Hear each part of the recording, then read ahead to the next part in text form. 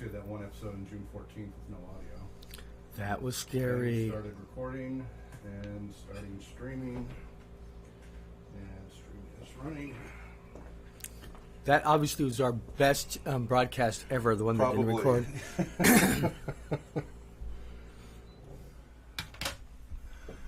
Okay. Is this logo on two sides, or is it just... No, it's on two sides. Not just 100% Right. evenly spaced apart. We are streaming and recording. And scrambling.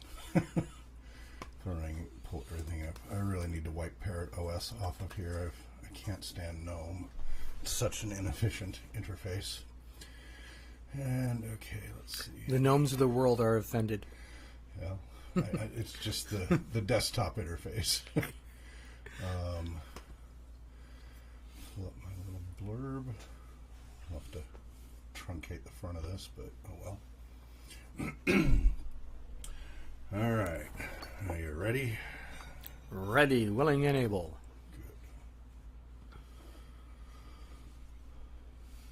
Hello and welcome to the RPG Talk Show, covering weekly news, information, commentary, discussion, and debate about the effects of all role-playing game formats and their potential uses for professional, educational, recreational, and therapeutic goals. RPG Talk Show is not about the latest modules and releases. There are plenty of sources for that information. We will mention such releases when related to the aforementioned topics, however. I'm your host, Hawk Robinson, and co-host... John Welker. This episode is sponsored by RPG Research and RPG Therapeutics, LLC. You can learn more about RPG Research, the nonprofit 501c3 research and human services organization, at www.rpgresearch.com, and about RPG Therapeutics, LLC, the for-profit professional services company, at www.rpgtherapeutics.com. And for the RPG Talk Show, our website at www.rpgtalkshow.com. You can chat with us now in our Twitch channel at twitch.tv/RPG Research, or tweet us at RPG Talk Show. We just got our Twitter feed set up there. Or if you want, you can still tweet us at RPG Research. But RPG Talk Show is now our official talk show Twitter account. And there is a growing campaign asking us to speak on TED Talk, so if you would like us to join that, if you would like to join that campaign, just swing by our website, rpgtalkshow.com, and click on the link to fill out that form. So last week was our monthly community edition episode, and it just so happened to fall on while we were at SpoCon, the annual sci-fi fantasy convention here in Spokane, Washington.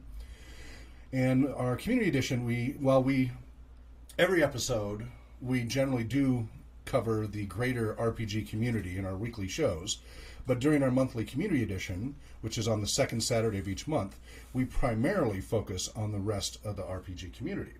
And we were fortunate enough last week to get some time with Andy Doporowski and Brian S. Lewis of The Gamers and Journey Quest, Zombie Orpheus Entertainment, Dead Gentlemen, etc., and have an exclusive about 1 hour interview with them. It was just the four of us, John, myself, Brian, and Andy. We found a little room to tuck in, and we have this new portable recording device. And so if you're a Patreon supporter, that is already up there for our $10 on up supporters. It first went up for our $25 supporters, and now it's available for our $10 on up supporters for RPG Research. And Windows knocked that off. I checked. It's not my phone. I'm going to move that computer to Linux, I swear. And then, so that'll be for $10 on-up supporters for a week, and then after that, it'll be all Patreon supporters for a week. And then eventually, after that, it'll become available to the general public. But all of our the RPG Research Patreon supporters generally get access several weeks before the general public for our research, our articles, our videos, at least our recorded videos. Now we stream live, so if you happen to catch us when we're live, that's fine. That's welcome to everybody. But the recorded versions, which we actually record locally and then upload, are usually higher quality because it doesn't have the bandwidth issues of streaming and such during the live one. So do support RPG Research by going to patreon.com/RPG Research, and even just $1 a month, every little bit would help. So please do swing on by there and help with the research. So our first section, of course, is covering a little bit of the news of the past week or so, and actually really kind of the past 2 weeks since we kind of focused last week on the community. So, John, you want to go ahead and cover your listings for that? And I'll bring mine up after yours. So the first thing I want to cover is something we've talked about before, which is the DOTS project, DOTS RPG project, at DOTS, DOTS RPG.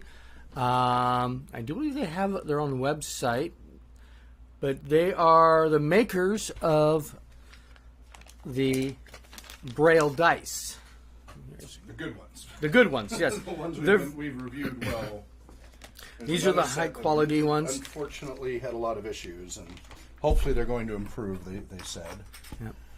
These are the not-so-happy ones. Can you imagine trying to find this dice compare if that you're blind? four-sided to the DOTS four-sided. Right. Yeah, which lays flat. This is So a lot which one safer would you to rather cut. step on? Or So, you know why it's making that noise? Because the streaming's not working. oh no! I think. Yep, it keeps disconnecting and reconnecting. Luckily, we're recording locally, so we can keep going, but the live stream's dropping. Okay. That's why we record. We really should just get a direct connection to the internet. Big fiber net, or what do they call those things? That would be wonderful, but I can't get fiber in my neighborhood. Maybe someday when we have a warehouse instead of my garage here. Right, right. The joys of being a startup. Well, DOTS RPG project is sending out over 100 letters that will be going out to FLGs, friendly local game stores, in the coming weeks, introducing them to DOTS and inviting them to join the DOTS family, hashtag DOTS family. If you'd like to volunteer to be a hashtag DOTS scribe and help post letters to your area, reply below. That's on their Twitter. And basically, they're trying to get into the stores, so these won't be just only available online. You can maybe go to your local game store and buy them there. I'm hoping that there is enough sales to keep them in stores. I hope so too. I mean, I'm not They sure. were kind enough to donate a set. I still bought a couple of sets, but they donated a set to us to do a review on and such. Right. And, In our and we favorite use color. them. Yeah. And we use them for our community programs as needed. So that's And I did, as I say, drop by the Lilac Center, which is the Center for Visually Impaired and Blind and such, and waiting to get an appointment with them to get some people to do some evaluations and feedback and get them to be more actively involved with our programs like the deaf community. Right. So, one of the projects I believe they're working on is a Braille character sheet. yeah. In conjunction to the people that made the wood character sheets. Oh, are they working with them? Because I did donate to those. I'm still waiting for those. He just got his laser, a little while ago, and it had some issues, and so he's getting other parts for it. He's still setting up his workshop for those wooden character sheets. But I did donate to those, so we will get those when they're made. I didn't know they were working together. That's great. Are you That's sure about that? that's what I believe I remember. Well, that's what I suggested. Right. I don't know. It makes sense because reprinting out new character sheets is going to be a real pain with so he Braille. was using like little clickers and sliders and such for the variable numbers, but that's going to have to add some sort of Braille to it, and that's a lot more challenging because you've got to somehow make it so you can still feel it. They're recessed. Right. So it would require a redesign, but at least that would be the appropriate person to start with if they're interested. I would definitely support it if they need a Kickstarter for it. And Yeah. So and you'll find all of the links here after the show on rpgtalkshow.com. In the news section is where we'll post all these links for each show. I'll get those all caught up at some point. and if you really can't find it, just give us a tweet or send us a message. We will help you find something. You can go to our Discord server if you go to RPG, and I'll add a link on the RPG Talk Show at some point. But if you go to rpgresearch.com, scroll down, click on our Discord chat server. Boom, you can join. And you can always ask there. And on the RPG Research Talk Discord server, our chat room is talk show, -talk-show. Right. On the RPG Research Talk Discord. So, yeah. What else do you have, John? Well, of course, you know who Gail Gaiax is. No, tell me, who is Gail Gygax? Gail Gygax is the widow of the D&D co-creator Gary Gygax, and stepmother to his children. Ah. And nothing bad is ever said about stepmothers. No. Do you know what my girlfriend and I, run a weekly sign language group, as well as a monthly deaf coffee chat. And Katie grew up with step monster instead of stepmother. And that's part of why we kind of held off on getting married when my kids grew up. She never wanted to be the step monster. Right. But when we were doing the study group, we're like, there's no really, there's stepmother, which is, false mother, and which sounds bad in and of itself. Well, it's same thing like stepbrother. You're going to do the same thing. Right. It's just that's how it would translate. It isn't bad in sign, but she wanted one for stepmonster. So Katie was not afraid to make up signs. In fact, she's a little notorious for it, but they work. Like, the deaf community understands her just fine. She might get corrected. There may not be a sign for it.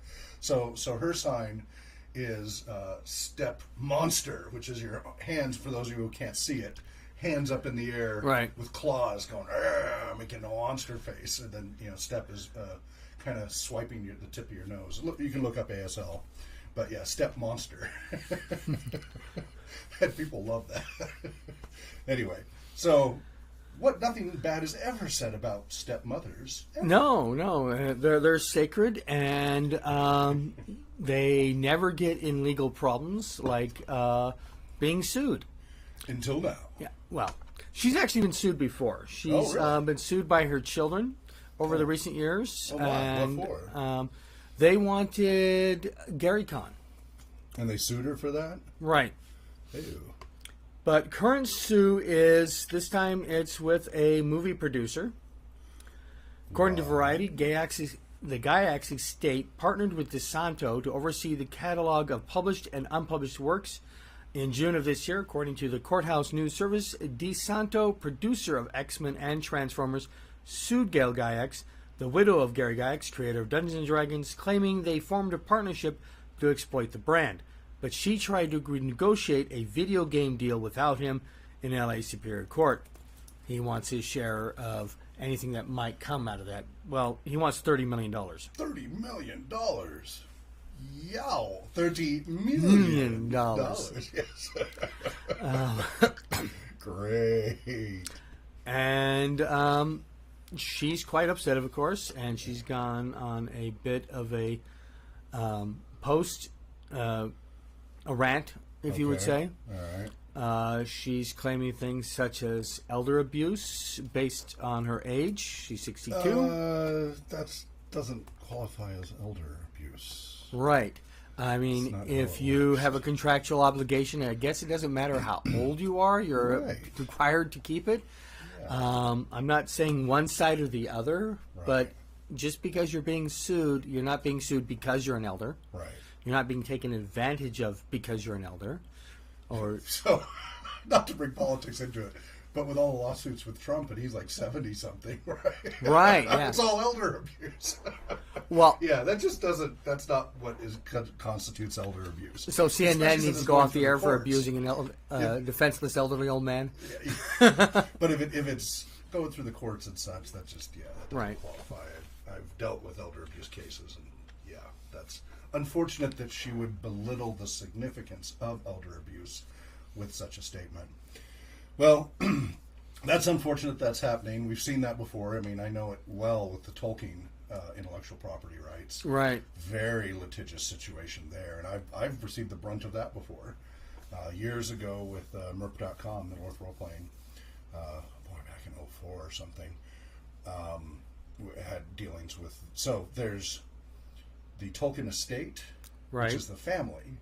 And they're not hugely litigious, but they will sue people, but they're much more about the literary purity of it and such.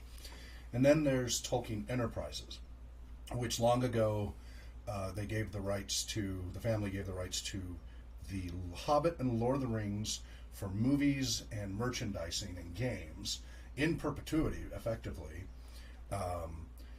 But just that. It doesn't include the Silmarillion and all the other stuff that came out later. It's just that core. But that's a lot. And They were originally Tolkien Enterprises, and then in recent years, because of the confusion, they became Middle-earth Enterprises. But it's a Saul Zaentz company, and Saul Zaentz is famous, or infamous is probably more accurate, for buying book rights and not always being the nicest to the people who he bought the book rights from. Like, not always paying their agreed amount, because he's like, I got lawyers, what are you going to do about it, right? Because a lot of times these are authors who, maybe the books are famous, but they're not making that much money. So he's famous for the book rights and making movies of a lot of books and kind of shafting the authors. Now that goes way back when. Now Middle-earth Enterprises is really its own entity. And multiple times, every time a Lord of the Rings movie, Hobbit movie came out, there has been lawsuits before and after. The Hobbit movies were delayed for years because of lawsuits and negotiations, both about the previous movies and DVDs and trying to make The Hobbit. And originally it was going to be directed, arguably, maybe it would have been better, by, now it's going to fall out of my head, the guy who did... Del Toro? Del Toro, yeah. It was going to be Del Toro who originally was going to direct The Hobbit. But he had a limited window because he had other projects promised. And so the lawsuits, I think, dragged out for 2 or 3 years, and his window closed. He just, like, I can't wait any longer, folks, I got to go on. So that's why they fell back on Peter Jackson. Based on Pan's the Labyrinth alone, I think he could have done this very successfully. Yeah. The Hobbit, wow.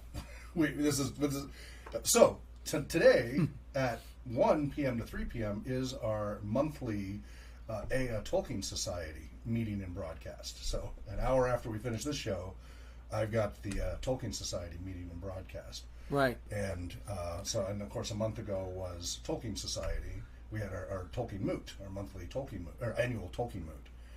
Man, my words are all mixed up, bulking tackwords today. So that's the show to discuss that on. I will leave it at that. But yeah, it is not unusual for these things to happen and drag on for a long time. Look at the D&D movies; like they've gone through multiple lawsuits. I believe there's a recent new lawsuit every about time, because people have now realized that some of these franchises are big money, and so everybody is the vulture's circle. As far as I know, the Tolkien Society hasn't actually sued anybody. Tolkien Society doesn't do lawsuits. Yeah. There's Tolkien Estate and Middle-earth Enterprises, who have both sued people. Middle-earth Enterprises only... So Tolkien Estate puts out new content when Christopher Tolkien does stuff, whatever. They contribute something. They are part of the family. Middle-earth Enterprises, they are just lawyer vultures. I'm sorry, but that's all they are. They do nothing to add to the intellectual property, nor do they do anything to maintain the quality of the intellectual property. They are exclusively licensing and lawsuits. That is their sole purpose for Middle-earth Enterprises, previously Tolkien Enterprises, licensing and lawsuits. Oh, as I said, in 2004, I got some grief from them, but luckily the Electronic Frontier Foundation, which, by the way, Electronic Frontier Foundation was founded because of role-playing games. Did you know that? No. And maybe you, dear listener, did not know this. So EFF.org is the website, Electronic Frontier Foundation, and they were originally created because of stuff that happened to the role-playing game company Steve Jackson Games. Back in the, I think it was early 90s, they had a series of role-playing games called Cyberpunk, right? Famous series. I think we have a copy here somewhere. Somebody somewhere, quote-unquote, snitched, informed the FBI that Steve Jackson Games was a front for a hacker organization. Right, I remember that. So they raided Steve Jackson's Games offices, seized all the computers and assets in there, and took them away. Of course, Steve Jackson Games is a very small company. They don't have a lot of buffer like some of the larger companies. The only thing especially not back when this was happening. Yeah, early 90s. And the only thing that saved them was they had been sending out draft copies of upcoming products to a select group of people for review, right, for feedback and play testing, etc. So fortunately, those people emailed back the drafts that they had so they could start reconstructing. Meanwhile, the FBI just held on to their stuff without a hearing or anything.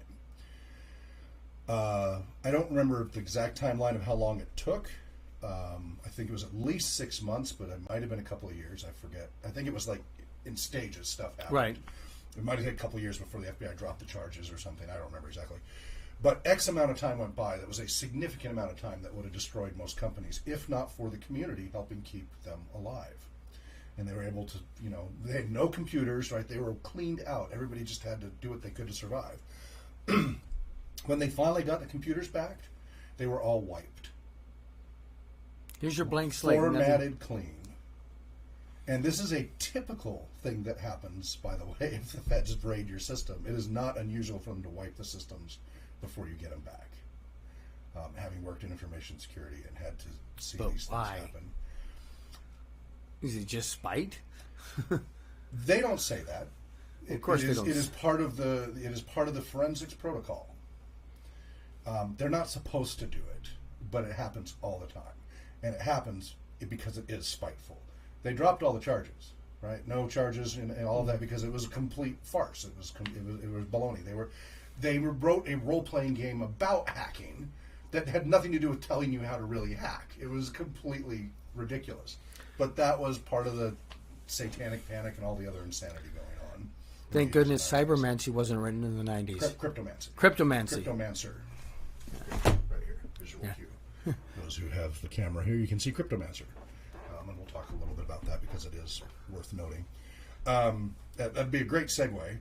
But anyway, so because of the abuses of power that happened there and that it nearly destroyed them, Steve Jackson and others got together, and the various entities, they formed a nonprofit that eventually became Electronic Frontier Foundation. That wasn't the only event, but that is a key part of role-playing gaming. So when I was getting harassed by Tolkien Enterprises, and went to EFF, who had been a donor to over the years, and they're like, oh yeah, we're big Tolkien fans, and we're big role-playing game fans, let's find you some lawyers. And so we didn't have to go all the way to court. The lawyers just told me how to respond to the because it's cease and desist harassment. Right. This was a time that Tolkien Enterprises shut down 100 and something Tolkien fan sites to clear the way for the new game that was coming out, and the DVDs and things like that. So they shut down all these fan sites under the new DMCA, Digital Millennium Copyright Act, and nobody could fight them. Nobody knew how to fight them. Ours was the only site that survived because luckily lawyers helped me, and I responded with emails, and then we were able to narrow down what their complaint was, and they were completely overreaching legally. It was a bullying tactic, right? And we were able to get them to totally back off, and everything went great after that. But all the sites that used to link to us were no longer dared link to us, and most of them went down anyway. So our traffic went from about 1.8 million unique visitors per month to like 5,000. And you never built up since then. It's never recovered since. Because all these were all part of website networks and rings and all this. These are all from the late 90s, early 2000s, but they're all gone. All those things that brought traffic to us, all gone. It cleared the way of all the small fan sites and made it so only the big ones survived, basically. This has happened a number of times. Anyway, role-playing games and lawsuits and movies, unfortunately not a new thing, and I'm afraid it's only going to get worse the more popular these things become. But thank you, John, for informing us. I did not know all of that. That is useful. Do you have anything else on your side of the news side? Nope, nothing currently. Okay, and again, I'm going to talk about Cryptomancer a little bit later. So my little news tidbit that I'm excited about, that you saw me post. Right. I have talked for years and years and years and years and years and years, decades, about why isn't there a Dune role-playing game? They have the video games, right? I have it on my Amiga and stuff, and they're kind of fun. And no tabletop role-playing game licensed for Dune. You can adapt anything. I mean, you could take GURPS or VRRPG or whatever and kind of make it work for Dune, but it's never quite the same. Just give purple worms sand, salt. Well, and Dune is spoilers. Spoilers. I've been watching a lot of Doctor Who lately. River Song. Spoilers. Of Dune is in the Worlds of Beirut campaign, by the way. But for the broadcast, I'll have to shave all that out. All the characters going to gain blue eyes. All the names will have to be different. It'll all have to change a lot, but it's a core part. It's part of the riddle. It's because when you're playing at home, you can use whatever you want. Use whatever you want. And I because remember, it's a multiverse setting, and so it ties in beautifully with this epic 3 to 5 year thing. Plus, you're time compression and everything else. So, spoilers, hopefully none of our players are actually listening to the talk show, but that's okay. It doesn't really break anything. But I've had to, wildly create stuff to make that work. And Rollmaster's been really helpful because of Space Master, and the Tech Master Guide. And then you can adapt that to whatever other system you're using, D&D, what have you. But exciting news on farsightblogger.blogspot.com. Dune RPG on way. Woohoo! So this person was also talking about Dune RPG and how shocked that the license hasn't been picked up. But now there's news from Gale Force 9. And so the release is Legendary Entertainment and the Frank Herbert Estate award Gale Force 9 Master Tabletop Gaming License. Tabletop role-playing game planned for late 2019 release, with additional original tabletop games from Gale Force 9 and their sub-licenses to follow. This is an August 6, 2018 press release. So it's Legendary Entertainment and Herbert Properties LLC have reached a multi-year licensing agreement with Gale Force 9, GF9. The award-winning game publisher is now set to bring the beloved sci-fi franchise Dune to the world of tabletop gaming. There isn't a whole lot of detail other than that at this point. It's too early, obviously. No comments about Kickstarter. But apparently, they're going to include a full range of tabletop games, including board and miniature games, slated to hit the market just prior to Legendary's theatrical release of Dune in 2020. Did you know that? No. The new Dune was going to come. Hopefully everybody that's starring it will actually have more than one line. Dune's a tricky one because of all, as far as a movie or TV show, because Herbert wrote it with so much internal dialogue, right? It's all thoughts. Right. There's very little external thought. So I did not have a problem with the old 1984 one with all the internal dialogue. I thought that was totally appropriate. There might have been other issues with the movie, but a lot of people complained about the internal dialogue. And I'm like, if you cut that out, you won't know what's going on. None of it was appropriate for public discussion because it's all it's the Game of Thrones. It's a space Game of Thrones, right? But there's a lot of internal stuff going on. That was how he wrote it for that style, and the only way you can do that is do the internal. And I thought it worked fine as far as the internal monologues. Sorry, not dialogues, monologues. I thought that worked great. Other issues, yes, there were lots of other issues with the 1984 movie. If you're going to watch it, at least watch the full director's cut, which is really long. Right. But at least watch that. And then Sci-Fi did their own version of the original Dune and the Children of Dune. That in some ways was more true, but they had a much, much, much lower budget, and so it had a lot of other issues with it as well. And the cast wasn't as... when I read the books, the characters were kind of over the top. They were bigger than life characters, right. Some of them. And that was how the 84 movie was. And a lot of people complained about that. I'm like, but that's... The sci-fi ones were much more pulled in, whether by design or the actor's abilities. And the lead guy, the guy who plays Paul, was the weakest. Like, all the supporting cast was pretty strong. The guy who played Paul Atreides, not so much. Right. Anyway. So I'm excited. So we'll see what happens in 2020. That's the first I heard of it too. So I'm excited there'll be a role-playing game. I hope they, do it right. I'm not familiar with Gale Force games at all. Are you? Oh yeah, Gale Force 9 is they make props for games. Okay. Like game boards. Okay. They make miniatures. They're kind of like WizKids in a way. So some of the measuring sticks and some of the other devices that get used in role-playing games and miniature war games comes from Gale Force 9. I believe that the D&D spell cards are Gale Force 9, actually. Yeah, it looks like, they've got a bunch of licenses: Firefly, D&D, Star Trek, Doctor Who, Tanks, Family Guy, Showdown, Homeland the Game, Sons of Anarchy, and Spartacus. I'm only familiar with Firefly, Doctor Who, and D&D as far as the role-playing games. But yeah, it looks like they're all supplementary stuff. Yeah, they don't make the games. Actual role-playing game. This, I think, would be their first one. So we have no way of knowing what kind of system they're going to use or anything. Interesting. Well, we'll keep you posted as that. Now, the only reason I bring that up is because Dune... Because, again, we don't usually cover like the latest and greatest of any role-playing game, unless we think it's going to be relevant to our research and our community programs. And the nice thing about Dune is because of that internal monologue, when I've run it, I've liked to have people play that through and have their characters share with me their internal monologue about what is their character really thinking, like, because that's kind of how the books were. Let's hear what your character's thinking out loud, just because it adds, since there's so much internalized. And I wonder if they will do that. They probably won't, but it would be very interesting if they included that as some sort of game mechanic process.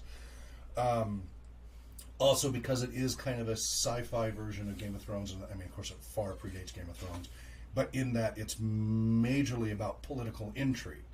I mean, that is what Dune is heavily about, is intrigue. Then it gets later a lot more philosophical and pretty trippy out there, some of the later books. Have you read any of the Dune books? I read the first one. Okay. So I did not get into all the other things that are coming up. Yeah, like Dune, God, Prophet of Dune, and stuff like that. Right. And then I've heard, I never read the later ones. I think I read the first three. I've heard that the son, a lot of people think he's a better writer, because he continued the legacy, and a lot of people say they actually liked his writing even better. I haven't read them, so I don't know. I'm curious what our listeners think. But anyway, so that's exciting. It's from a company that we don't know, unless somebody out there does know, what kind of system they will use. It has potential uses. So, did you have any other news things you want to cover before we talk about Cryptomancer? No, I think we should just go right into Cryptomancer. Okay. So, Cryptomancer came out some years ago. Let's see, what's the copyright? 2015. From the land of NOP, N-O-P LLC. So, this is totally for the computer geeks, especially the information security, Linux, Unix people out there.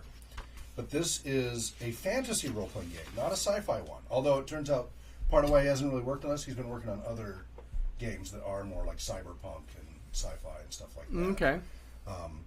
So this is by Chad Walker, Cryptomancer, a fantasy role-playing game about hacking. But it's in a fantasy setting. He calls it Tolkien-esque, but that is a hugely abused and overused term. If you have elves, it doesn't automatically kick you into Tolkien. Just because it's fantasy does not make it Tolkien. But yes, I know I'm a semi-Tolkien purist, except I'm not. Like, my Tolkien settings are extremely diverse. But I'm aware of the Tolkien purity and, can get bothered by some of it. But I try not to be snooty about it. But the interesting thing about this is it incorporates something called the ShardNet, which is a kind of a magical version of the internet. And it was a disruptive technology that has radically changed this fantasy setting of dwarves, humans, and elves. And it's all about trying to keep encrypted, secure communications between each other and not have the risk eaters get you. And sooner or later, if you do anything, the risk eaters will get you. You can do things to mitigate the risk, but this is a dystopic setting. He mentions George Orwell's 1984. It's very much. And there are not so well hidden references to the NSA and the U.S. federal government here, as concepts. Not that the NSA would know. As concepts. But, no such agency and all of that. And all about, interception communications and being monitored and all of that. And being hunted, etc. So, what's interesting about this game is it came out in 2015. I got an early preview PDF of it before it was released because of I have a background in information security.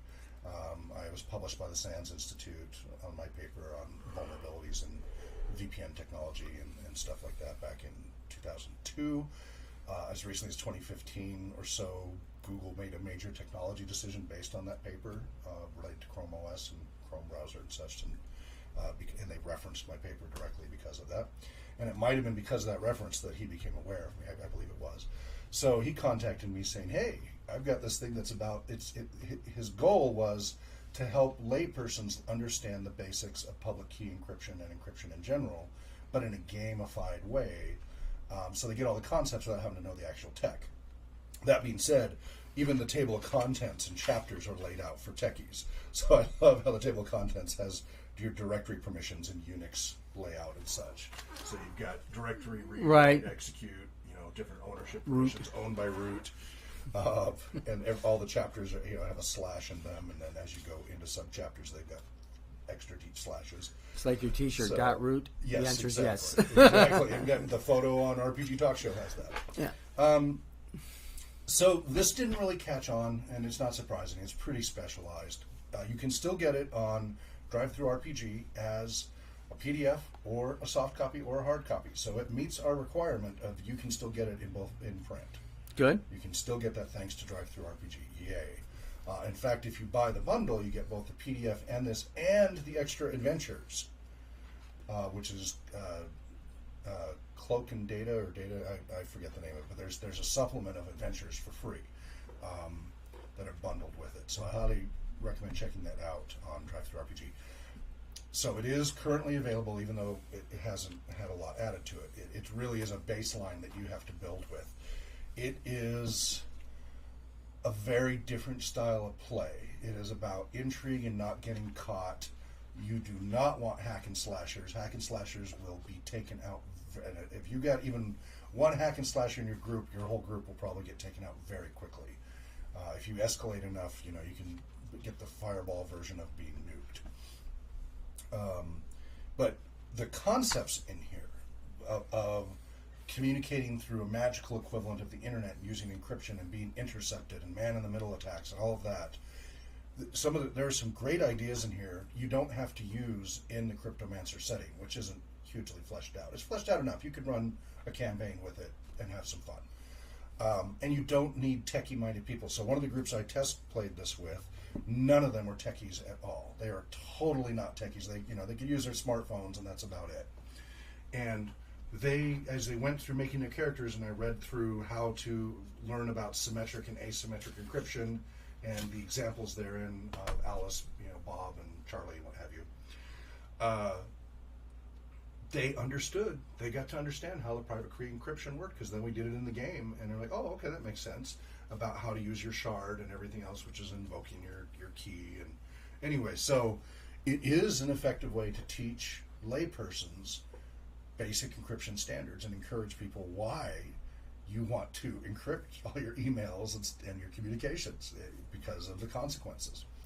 So that's kind of his primary purpose, and yet it's also kind of a fun game. It is a gritty, dystopic setting, totally dystopic. Your party will be wiped out. However, they can be part of a clan or other organization that when your characters die, so it's kind of like a house in Game of Thrones. Right. You just take over now you make a new character from that clan who takes over the assets of whoever died, and you can keep the story moving along as your different group members get wiped out, and you get to continue that story. And like Paranoia with the it's clones? it's not as chaotic as Paranoia. Paranoia is really hard to have an ongoing campaign. Well, I meant just for the clones keep replacing you. Yeah, as you die. it's not clones. Yeah, it's not like that. It's more like Tor and Shadow Points. Right. Because if you keep adventuring in Tor, the One Ring role playing game, or Adventures in Middle Earth, both of which have similar mechanics, you will eventually accumulate too much shadow, and you won't be able to keep playing your character. He'll start to lose it. If you do enough stuff and you're engaged over enough years, it will wear you down. It's different in that you won't be hunted down necessarily, but it will wear your character down to where they become basically unplayable. They're miserable all the time, and short of getting on a boat in the Grey Havens to Valinor, there's not a whole lot of hope. You can keep bringing getting rid of some of your shadow points, but some will become permanent over time. And each time that happens, eventually, it becomes too much. It becomes too sorrowful. And then, so that's where they have rules for your next generation, right? Your children or whatever. Yeah. So it really has a good sense of continuity over time. And you've got kind of the same thing with Cryptomancer there as well. So I would definitely say check it out. It's only $10, I think, for the PDF. And again, on DriveThruRPG. And you don't have to play it in the setting. You could just take some of these ideas like the shard net. I've experimented a little bit with the shard net, like in a Greyhawk setting, and it worked fine. You would want it to be in a quote-unquote high magic setting where there's a lot of magic for the shard net to make sense. If you put it in a low magic setting, it might be too much magic for a low magic setting. Maybe not. You could play with it either way. It could be a very distinctive thing. Another way to think of it is like the Palantir from Lord of the Rings, right? The communication globes, but those were open channels. As they said, you don't know who's listening, and that whole Palantir communication, because there were I think 7 of those stones, anybody could be listening, and that was part of the problem. There was no encryption, there was no point-to-point control. Anybody who was on that Palantir network could be eavesdropping on your communication. And in that case, Sauron was, getting manipulated by Sauron. So the Shardnet is an encrypted version of the Palantir network, if you will. Okay, makes sense. Each group can have their own separate Shardnets, and so it's pretty fascinating. So I would definitely say it's worth checking out. How does that apply? Well, we're always looking for a very different style of play to see if it enhances the role play experience as opposed to a more hack and slash type experience. This is heavy on thinking and role play and cooperation. If you do not cooperate and logistics, plan out your logistics effectively, you're not going to do well. Your play style is radically different playing Cryptomancer. It's not your typical dungeon crawl at all. Even though you can do all that, you can still have your dungeon crawl, you can still have your town adventures. It creates a whole other element that really makes for some very different play style. And so we started going over it this Thursday for our usual regular new game discussion. And We're going to continue Character Creation Monday? Yeah, so we'll continue finishing Character Creation Monday and play it. Play through a short session. Mostly just get familiar with the basic mechanics as we do. If we have time left, we'll do the Doctor Who RPG, otherwise that'll roll over to Thursday.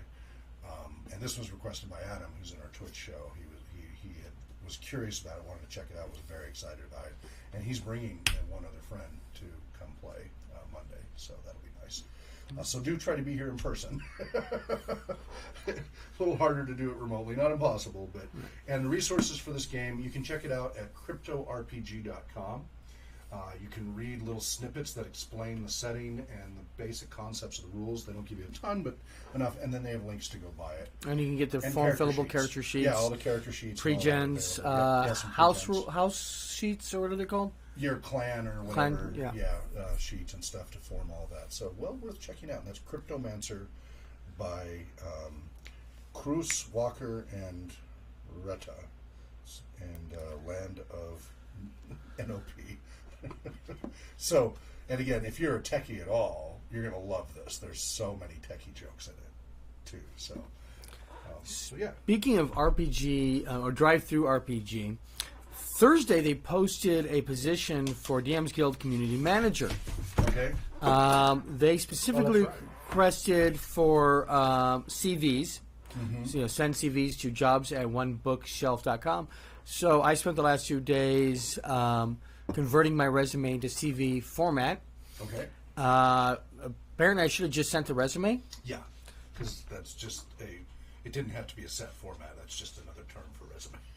Well, they're two separate formats. And if they requested a specific format, I want to fulfill that. Sure, you bet. But I shouldn't, because we have an overwhelming, this is 2 days later, we have an overwhelming response to our recent DM's Guild Community Manager listing. We are not currently accepting applications for the position as we conduct interviews with potential candidates. Yep. So Snooze you lose.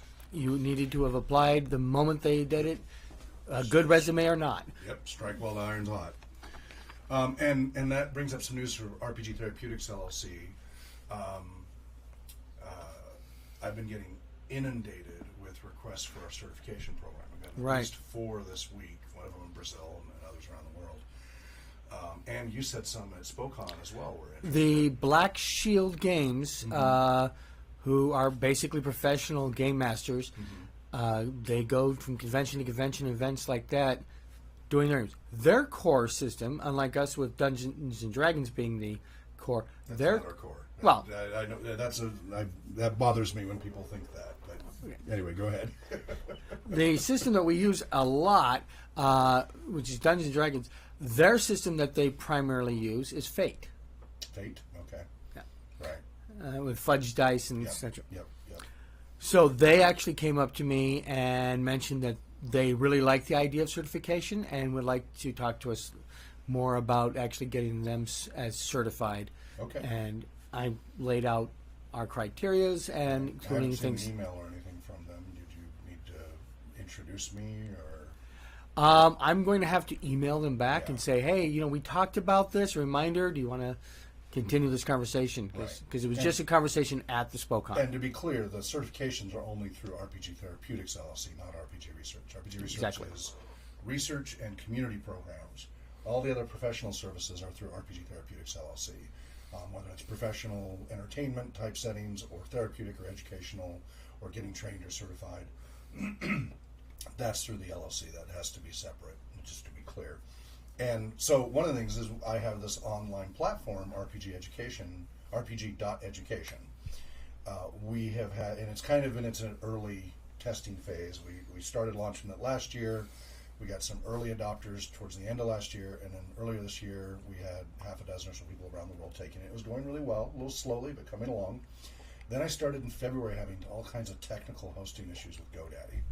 And this really goes back to a year and a half ago, where I was purring along nicely at the hosting facility out there in Liberty Lake through Cyberworld eInsights, and then all of a sudden nothing. Everything was shut down. And then if you want to read about it, you can. Oh, man. He's got a fairly long Just article. look up Spammergate. But if you specifically look up, let's see if it's. What would be a good keyword? Well, I know that it's on my website, but I'm not sure about the link, so I'll just Google it. Would it be Spammergate RPG Research? It could be. Let's try that. Yep. So it's dev2dev.com/all_offline, or just Google Spammer. I was using DuckDuckGo, but Spammergate space RPG Research, and you will read about it. And so for 9 days, all my sites were down except for what ran at my house.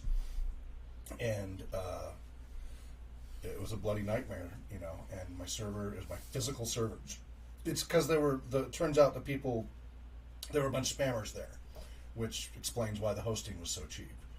But I was relatively happy enough with it because the cost was low, and I saved, over the 12 years that I was there, I did the math, I saved about $72,000 over a 12-year period compared to if I'd stayed at Hurricane Electric or X-Mission or in Trinity or one of these other places. At least $36,000 compared to the lower tier. Right. $72,000 compared to higher tier, like Hurricane Electric. So it sucked that I was down for a while, but then again, I saved $72,000. That's something.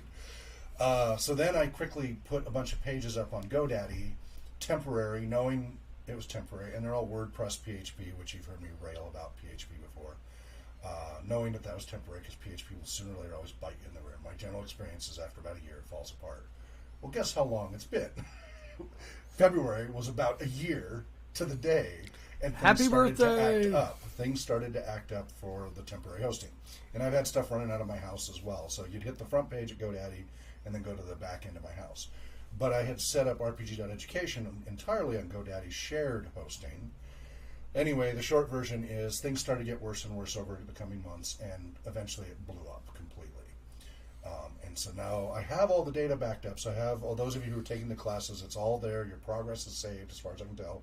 I'm just trying to figure out how to import it onto my local server, and I'm working on it. And I've been making progress. I've got a base version installed now that matches. Now I'm trying to import the data and modify it and then do upgrades. So I am working frantically to get rpg.education back up and running for the education platform. And you can watch the updates at rpg.education in the news section.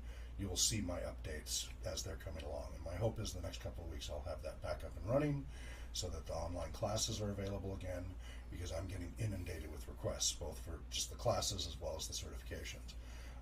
And with the RPG Professional Handbook coming out in December, it's all the more reason why that platform needs to be up and fully running. Right. So that's an update on that. So, you know, John, of course, is contractor number one for the LLC, which is, you know, so there is somebody who has GM in a box and DM in a box and what have you. So I've been sticking with like GM bundle instead. Do bundle instead of in a box. How did they get GM in the box? I thought we already had that. Maybe it was DM in it? No, I thought. Did we? No, we don't have it. Somebody else had it. I thought. Maybe I'll double check that. Maybe I haven't. I've lost track. He has a couple different 200 things. and something. So anyway, at least for now I was using the term bundle because it looks like some other people were using that term, and I was trying to be distinctive. Right now you're going to get an idea at go.rpgbus.com. You can start seeing where we're going with it, and the different package deals. basically the goal is to have contractors making at least $20 an hour as a GM, which if you split that across multiple people, splitting the cost between them, isn't that expensive to get many hours of game time. Depending upon the bundle, it might only be like $5 an hour per person that they're paying for like a group of 5 or 6 players.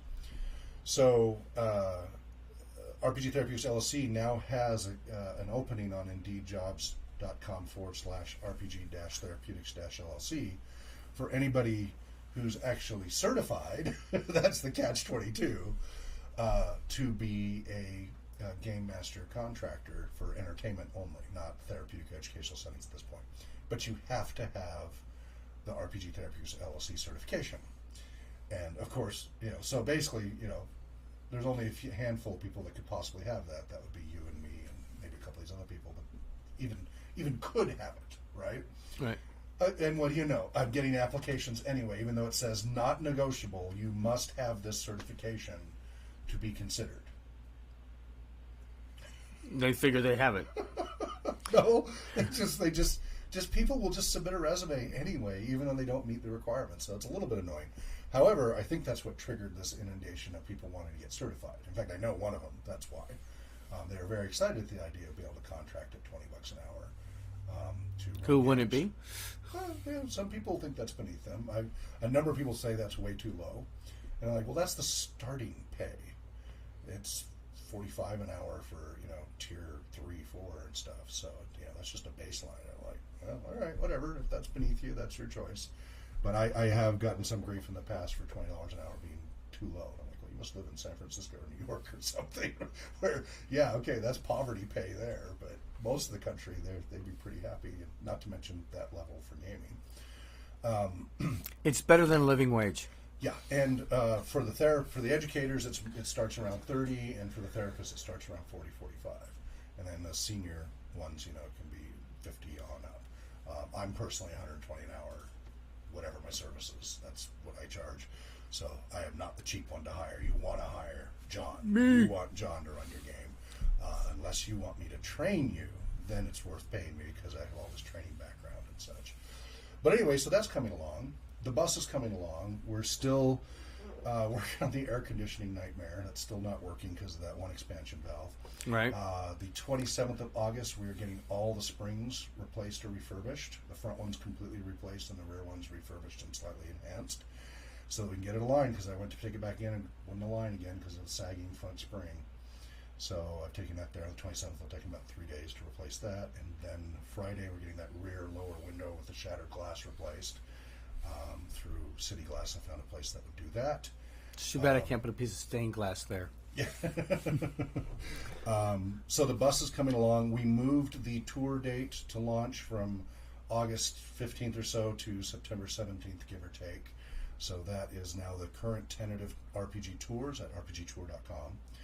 You can see the proposed route going all the way out to Texas right now. It's kind of a overly optimistic route. I don't know that I'm going to have enough money. The whole purpose of the RPG tour is to raise funds for RPG research. So I'm using my own money to try to raise awareness of what RPG research does and to try to get people to get online as donors and donate either one time or, better yet, monthly through either Patreon or PayPal. PayPal, you can do a monthly subscription and such. And we've got both of that on rpgresearch.com/donate. So the hope is there's all these people we've talked to all over the world, and a lot of them want to meet in person, and so this is a chance to meet in person with the bus and trailer. So I've been frantically trying to get it all fixed up and ready. And so September 17th is the tentative launch date for RPG Tour, which would go to about October 8th or 10th, around there. And it'll cover anywhere from 11 to 14 states. The minimum it will cover is about 4 or 5 states. Like, if bare bones would be all the way from Spokane, Washington, down to San Diego, and then up through Las Vegas and back. That's the minimum. I'm hoping to at least be able to go all the way down to Tucson and maybe over to Texas, see Sarah Lynn Bowman or something like that. Would be great. So keep you posted on that. And again, you can see updates at rpgtour.com. And would you like me to hurry and throw in a little bit of theory concept? Or do you have something else you want to throw in yourself? Nope, 5 minutes. We should get that over with. So here's a little bit of theory discussion. We were just covering some of our courses, which you can always check out. Because we don't cover enough of that. we try to do that in our shows. We always try to Yeah. cover some theoretical concepts. So we've covered flow, we've covered group patterns like Tuckman, small group formation, many other theories. So this one is interaction patterns inherent in recreation activities, based on the 1974 Avedon book, which I actually tracked down the original. Have the original right Wow. here. Yeah, it was not easy to find. Therapeutic Recreation Service as Applied Behavioral Science Approach by Elliot M. Avedon. And I'm surprised this wasn't being used more often in rec therapy courses. It is a core of rec therapy. Like this there, so you see the cookbook, which is Therapeutic Recreation Program Design Principles and Procedures by Norma J. Stumbo and Caroline Peterson. They spend a whole section on Avedon interaction patterns. See right here? Right. So that's where I was introduced to them as I was going through my TR courses. I like these pictures, though. Yes, their pictures are very, the original Avedons are very friendly, smiley faces and fun. Well, I created a summary sheet, a one sheet of all 7 different interaction patterns on one sheet and how they tie in with different role-playing game options. You can find this on the rpgresearch.com research section. So you go to www.rpgresearch.com and you go in the upper right-hand search box and just type in Avedon, A-V-E-D-O-N. And I'm going to run through them very quickly because of the short time we have. So, intra-individual is an action taking place within the mind of a person or action involving the mind and a part of the body, but requiring no contact with another person or external object. So, a non-RPG example would be just imagination or meditation or doing like Tai Chi or something like that. That's all very internal to self. You're not interacting with the rest of the environment. RPG application, kind of limited. You could try to transition it kind of to extra individual by reading adventure stories to participant or trying to have the monitor create some facial or other reaction. But generally about the only thing they could do is kind of ruminate about their character or the adventure and imagine and think and do that internally. Basically daydreaming. Yeah, there isn't a whole lot of actual RPG that you could do there. Yeah. But you can ruminate and come up with some interesting solutions. Extra individual. Action directed by a person toward an object on the environment requiring no contact with another person. And an example here would be like painting miniatures by yourself, reading a choose your own adventure book, doing a solo computer-based role-playing game, or a solo book game like the Middle Earth book, which is more than just a choose your own adventure, right? It has a character sheet and you roll dice and all of that. SABM. SABM, any solo adventure book or module. God, I got to fix the abbreviations there because that's my older version. This goes back. And my professor, Messina, has adapted this in her classes. She loved how I put it into one sheet and summarized it, and she actually uses this in her courses now. Nice. So I got to get that to Tillabook. Aggregate. One other piece of news. I did get a time extension on the IRB waiver for Washington State University for the gender bias research. Nice. Gender bias in gaming research. So I'm still working on it, but that's good because we were. How long is expired. our extension? 2 more years. But so 5 years total from when it was first given. So actually three more years. But I just want to get it done and over with. Yeah, we have to get that off our plates. Yeah, I got to get it done. But at least it's still there for getting published. Aggregate. Action directed by a person toward an object in the environment while in the company of other persons who are also directing action toward objects in the environment. Action is not directed toward one another, and no interaction between participants is required or necessary. So this would be like a group of people sitting side by side painting miniatures, each their own miniature. They don't have to talk to each other, interact with each other, but there's a table with a row of people, and they're all doing that side by side, would be one example. You could have a bunch of people reading choose your own adventure books, either the same ones or different ones, and then later they could discuss them or something. We're all solving You a could puzzle. each be, this is a very common for video games. Everybody's playing the same game side by side, not necessarily interacting. They may not be playing cooperatively or anything. They may all be playing Mario Kart separately rather than as a group. You never know. But you could bring a competitive element to that of who gets the highest score separately, etc. You see that all the time at arcades, and well, arcades are kind of a thing of the past, but you know what I mean. In my day and age. Yeah, inter-individual. Action of a competitive nature directed by one person toward another. Now, this is not teams. This is one-on-one. So this would be typically like one-on-one basketball or something like that. In the role-playing game world, this would be closer to like collectible card games, tradable card games, play person versus person, player versus player tabletop, which is not common, but people do. We used to play Arena. Yep, I did that with Arena of the Gods as well.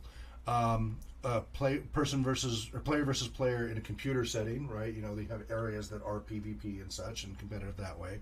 Same thing with Morpegs that way, and of course, player versus player LARP. You have plenty of that. Do you remember the Wizard? They were kind of like choose your own adventure games books, but they were designed that each player would have their own book and they would play against each other. I don't remember that one. Do you have one of those? I no longer have one of those, but I did. Find a link to share that with me. I'm curious about that. I don't know anything about that. Yeah. Unilateral, action of a competitive nature among 3 or more persons, one of whom is an antagonist or it. Tag. In RPG, that could be group versus player in tabletop or Morpeg or LARP. Not really common in tabletop at all, but it could happen. A bad dungeon master. Yes, all the players against the GM. Yeah, you don't want to play your games that way. It happens, but it's not a good way to play. Yeah. What we should cover next week is the archetypes, since we covered so much on archetypes this past 2 weeks. That's been getting refined nicely. Multilateral. Action of a competitive nature among 3 or more persons with no one person as an antagonist. So King of the Hill would be a typical example. Just kind of, it's everybody against everybody. So PvP in tabletop, Morpeg, or LARP would be your example of that, with no teams or guilds or anything. Then I'm going to jump ahead to intergroup, and then I'll wrap up with intragroup. So intergroup. Action of a competitive nature between 2 or more intragroups. Okay, so actually I should go back to intergroup. Never mind. That's why it's an order. So intragroup. So you tried to outthink the author. Yeah, action of a cooperative nature by 2 or more persons intent upon reaching a mutual goal. Action requires positive verbal and nonverbal interaction. This is the core of the tabletop RPG experience, and to a lesser extent, Morpeg and LARP. This is everybody working together. It's not competitive at all. Then there's intergroup, action of a competitive nature between 2 or more intragroups. And this would be teams. So one sports team against another sports team. Role-playing gaming, you could have group versus group tabletop, group versus group Morpeg, group versus group LARP. Again, not common. LARP is very common. Morpeg, you have guilds versus guilds, things like that. But tabletop, not really common, but it happens, mostly more in convention settings and such like that. The D&D open competition is each group is trying to solve their own problems. So they are basically it's more intra-group. It's like many intra-groups, yeah. Yeah, but they're all competing for a high score. They're not actually influencing or competing against directly the other people. Yeah, but once you throw in the competition, then it becomes more inter-group if there's multiple groups. So that's, again, the quick rundown is intra-individual, extra-individual, aggregate, inter-individual, unilateral, multilateral, intragroup, and intergroup. Those are the Abaddon interaction patterns inherent in recreation activities. And one of the key things that I came across early on in the books is that there is a shortage of intragroup activities. And their main concern is that how do you motivate people with activities when there isn't competition, especially here in the United States? And other cultures, like Omar, who's on our team from Saudi Arabia, right? They're not as competitive. He talks about how, like in Egypt, they're very competitive, and in Saudi Arabia, they're much more cooperative. It's a very different experience. In the U.S. is a very competitive environment. You're seeing more of that changing bit by bit, but with great effort. We discussed this in one of our panels. But the key thing that caught my eye was programming activities in this category of intragroup and cooperative. So activities in the cooperative area are essential in helping establish social skills, since so many interactions in life require compromise and cooperation. Family life, most social situations, and work are everyday examples that require intragroup interactional abilities. Programming activities in this category is overwhelmingly important when we wish to assist clients in the development of positive and cooperative interactional skills. Many professionals feel that competitive activities are overemphasized in most programs. Enjoyment should be fostered through cooperation as well. Adventure problem-solving games and activities. It says it right in the book. And Right. yet, to this date, in 14 years of recreation therapy, I've yet to meet a recreational therapist who used role-playing games that I didn't train. Even considered it. Not one yet. Now, I've only met a few hundred, and there are 35,000, known, 50,000 known recreational therapists. So, anyway, the benefits resulting from successful participation in intergroup activities make the effort well worthwhile. Finding or creating good activities that utilize the intergroup pattern is a challenge for the specialist.